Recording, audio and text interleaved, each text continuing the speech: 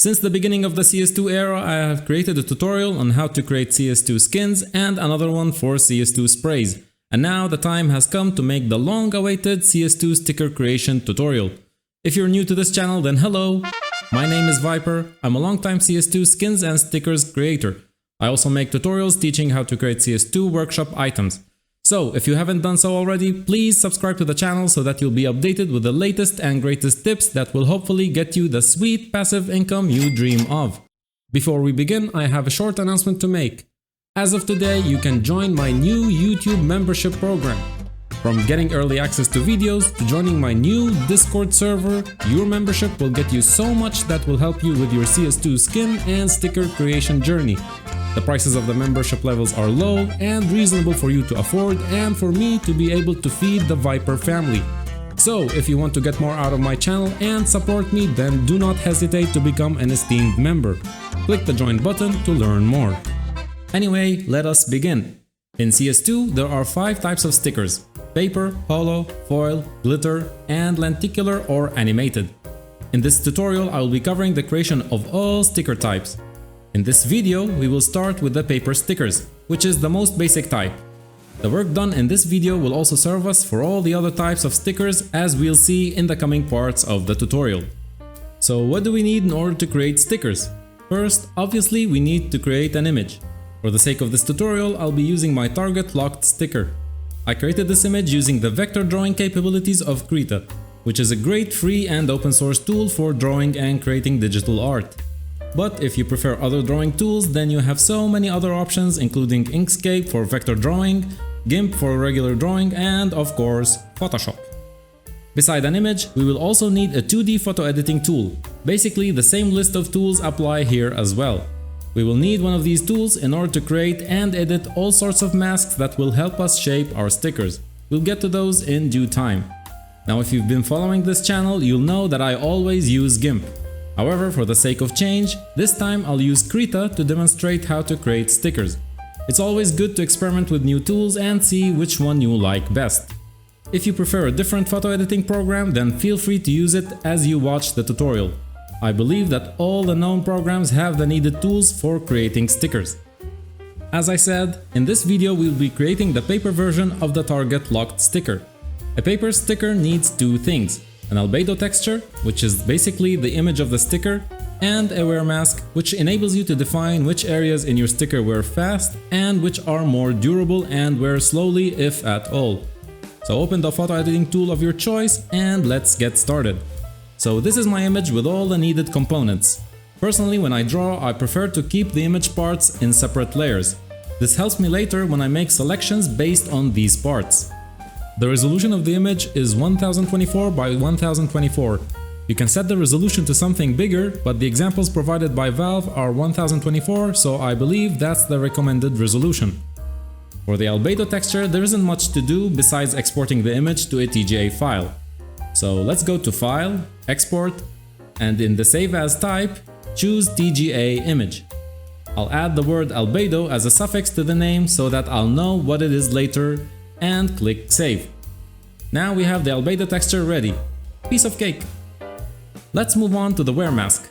Unlike CSGO stickers, in CS2 the wear mask gets its own file and not added as an alpha mask of the albedo image. Let's create another version of this Krita session by saving it as a new session. Go to File, Save As, and let's name it Wear Mask. So now we have a copy of the albedo image session and we'll turn this image into a wear mask. So what is a wear mask? As I explained earlier, this mask helps us create a scraped version of the sticker. You can define which areas will be removed and which stay after scraping a sticker. Now, if you used to make CSGO stickers or still make CS2 skins, then pay attention. For some reason, Valve flipped the logic of the wear mask for CS2 stickers. So now, when you color an area with white, that means this area will not be removed when the sticker is scraped. And if you want an area to be removed, then you color it with dark gray. As I said, it's the opposite of what we are used to with skins. No idea why they changed it. So again, white or light gray means that the area is durable, and dark gray means that the area will wear out quickly. Oh, and I guess this is a good time to mention that as of the recording of this video, the current Valve documentation is out of date. That document was relevant for CSGO stickers, but now its contents have expired and are no longer relevant. Anyway, back to the wear mask. I want the scraped version of my sticker to look like this. That means I need to color the terrorist and the speech bubble with light gray, and color the word bruh and the crosshair and the background with a dark gray. The allowed range of colors for the mask is 30 to 255. That means I can use a fully white color, but I can't use pure black. I'm going to choose the maximum and minimum colors to be the ones used in the mask. First color will be fully white, and the second will be set to 30 for the red, green, and blue values. Let's start coloring. I'll start from the top and go down the list of layers. So first, for the crosshair, I'll select the crosshair layer and choose the color selection tool. I'll click on the red crosshair and then choose the fill tool. Make sure that the dark gray is chosen and fill. Okay, now we can move on to coloring the terrorist. We have 6 layers. I don't want to color 6 layers, so what I'll do instead is to merge the terrorist layers into one layer. We can do so quickly by selecting all the relevant layers, right-click on one of them and choose Merge with Layer below. This way my lazy ass won't have to do the same process 6 times. I'll choose the color selection tool again and select outside the terrorist image. Now I have everything else selected. To select the terrorist, all I have to do is to invert the selection, which in Krita can be done by pressing Ctrl-Shift-I. I'll press X to swap the colors and fill the selection with white using the fill tool. By the way, if the fill tool doesn't color the entire selection, then make sure that in the tools options, the what to fill section is set to current selection. Okay, we're almost done. Only one layer to go. Let's select the background the same way we did with the terrorist. I'll choose the background layer, select the color selection tool and press outside the background boundaries. Then I'll invert the selection by pressing Ctrl-Shift-I. I'll press X to swap the colors again and fill. Now I prepared the speech bubble in advance. The background of the bubble is white and the text is the same dark gray color we've been using, so there is no need to play around with it. And last but not least, I will add a black background to the entire image because the wear mask image should not have any transparency. When I first inspected my sticker, I uploaded my wear mask without a background, but then the sticker got some ugly artifacts or bleeds or whatever you want to call it. So I'll create a new layer and fill it with black color. And now we're done and we can export our image. Again, the file type should be TGA. Alright, we're done creating the needed files. Let's head to the workshop item editor of CS2 in order to load the files and inspect our sticker. In order to open the editor, we need to install it as a DLC of CS2. So let's open Steam and go to Library and choose Counter-Strike 2. Click on Manage, Properties and choose DLC. If you don't have the workshop tools installed yet, then click on the checkbox in order to start the download. When you're done, click on Play and again choose the workshop tools. And in the following dialog, click on Launch and wait for the game and the workshop item editor to load. So this is what the workshop item editor looks like. We can see 3 main folders in the left panel. The paint kit is relevant for skin creation and will contain any skins you create for CS2. If you're interested in learning how to create skins for CS2, then check out my skin making tutorial. As with the paint kit, the spray kit will contain any sprays that you create. So we can minimize the paint and spray kit folders so that we can focus on the sticker folder. Select the folder and click on the Create button to create a new sticker entry. I'll name the sticker Target Locked Paper. Note that spaces, dashes, and capital letters are not allowed in the name, only small letters, numbers, and underscores. Click on Save As to save the entry. We need to save the sticker in this folder or any subfolder inside it, otherwise you will get an error. I'll make a new folder for this tutorial and save the sticker there. Again, the name of the folder should not contain any spaces, dashes, or capital letters. Now pay attention because this is important. Before you click the Save button, make sure to copy the path of the folder because we will need to copy the TGA files to the same place. So let's navigate to the folder of the sticker and copy the files there. Now we can go back to the editor and click on the magnifying glass icons next to the albedo and mask fields and look for our files there. Obviously for the albedo texture I'll choose the albedo file, and for the wear mask I'll choose, guess what? The wear mask. In order to view our stickers, we click on the inspect button. Let's do that and see what we have so far. And here it is, my masterpiece. Unfortunately, this is more or less the limit of my drawing capabilities. Still, I'm proud of it. Anyway, in this view you can rotate the sticker around using the left mouse button. If you press shift with the left mouse button, you can move the sticker around. And if you click this icon here, you can choose a different map to be the background. Quick note, changing the background will also change the lighting of the sticker. By the way, this is also true for skins inspection.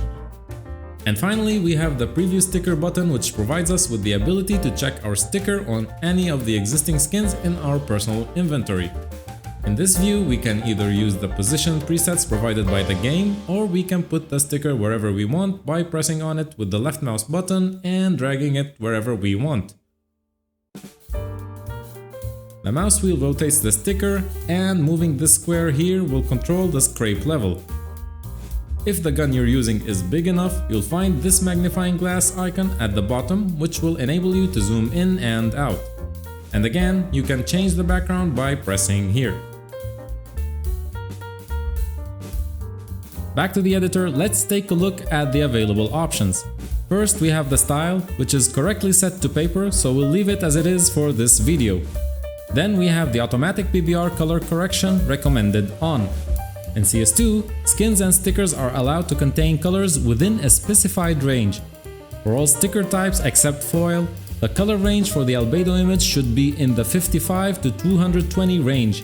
This means that the RGB values of the image should not be darker than 55 or brighter than 220.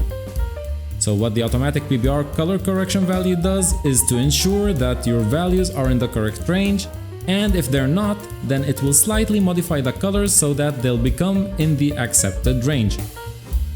Now you can disable this checkbox only if you are 100% sure that your values are within this range. You can check if they are by opening the console of CS2.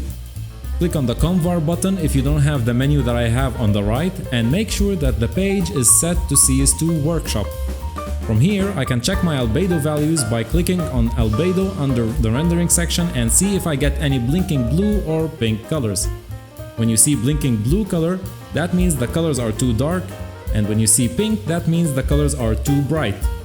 If I submit this sticker with this value disabled, then I risk having my sticker discarded, as they mention in the tooltip in the workshop editor. So unless you're very sure of your values, I suggest that you keep the PBR correction turned on. Moving on. The rest of the settings are related to the wearing of the sticker. So I'll set the wear of my sticker to the maximum, which can be done here. Note that this value is for previewing only, and unlike the rest of the settings, this value will not be included in your submission. Let's inspect the sticker now and see what we have. So this is how the sticker looks in maximum wear with the current settings. Let's play around with the values and see how they'll change the sticker. Let's start with the paper backing option.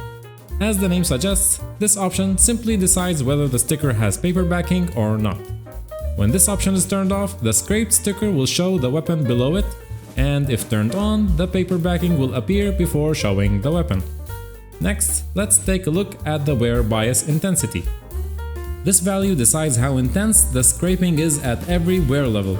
So imagine each one of the wear levels at the top as one scraping, and imagine that setting the wear bias intensity to 0 means that a baby will scrape the sticker, while setting it to 4 means that the Hulk will scrape it. Obviously, the baby will scrape less than the Hulk at every stage, so the results will be quite different. So if you don't have any hidden messages in your sticker and you don't want all the colors to be removed, then you can set this value to a low number. For me, I want all the colors that belong to the dark areas of my wear mask to be removed, so I'll set it to 4. Moving on to the bias color. This value controls the paper backing of the sticker. For lower values, the colors and the backing of the sticker will wear out at similar rates, which will make the weapon below the sticker appear faster. And for higher values, the paper backing will be more durable, and instead of seeing the weapon underneath, you'll basically see paper. I'll keep this value somewhere in the middle because it kinda affects the intensity of the wear a little bit. And finally we have the wear scratches value. As the name tells us, this value controls the scratches that happen after scraping the sticker. The higher the value, the more scratches we'll see. This is how the sticker looks with the value set to 1, and this is how it looks when it's set to 0. Basically very clean, and the white area in the wear mask is fully preserved.